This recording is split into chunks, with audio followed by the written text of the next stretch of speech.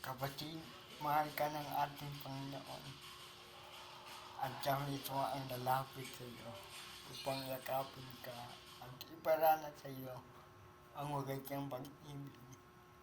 Tulad ng isang kwento sa Bible, sa New Testament, sa Lucas chapter 5, verse 4 hanggang 11. Ito po'y isang istorya ni Pedro kung paano siya kinatagpo ng Panginoon.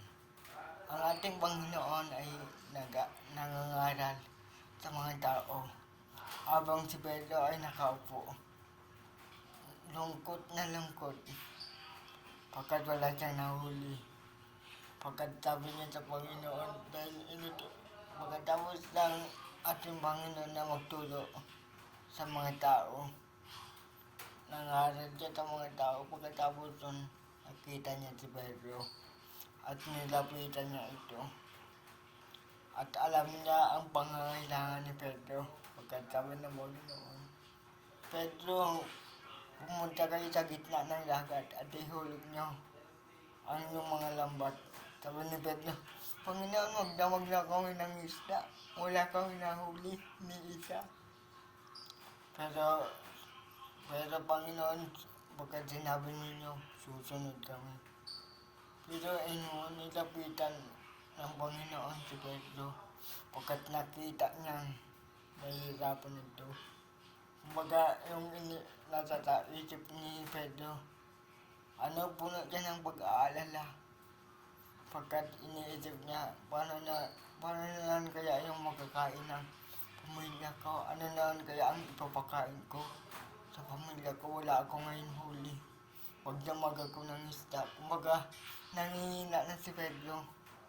Nawawala ng pag-asa. Pero nilapitan siya ng Panginoon. Sa gitna ng karamihan, lalapitan ka ng Panginoon. Kasi alam niya yung puso mo. Alam niya yung nasa isip mo. Tutulungan ka ng Panginoon.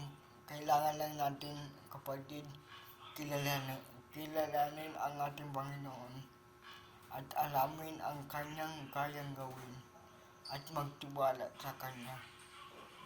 Kumbaga, pag nagtiwala tayo sa Panginoon, tulad ng isang kambing kung saan siya ay pinapakain ng kanyang amo, pinapainom. At kung halimbawa, kung tayo mag-aalaga ng kambing, diba, alam natin kung nagugutom ito, alam natin kung nauuwaw ito. Parang ganun din tayo kasi kilala tayo ng Panginoon. Maski ang puso natin, alam ng Lord ang nilalaman nito. Need lang natin kumapit at maniwala sa Kanya. Kanya, nagbabasa po ako ng Bible. Ni isang verse, wala po akong nabasa na. Yung sabing, Panginoon, mamatay ka para sa amin. Panginoon, abutin niyo po kami. Panginoon, iparanag mo sa amin ang pagmamahal.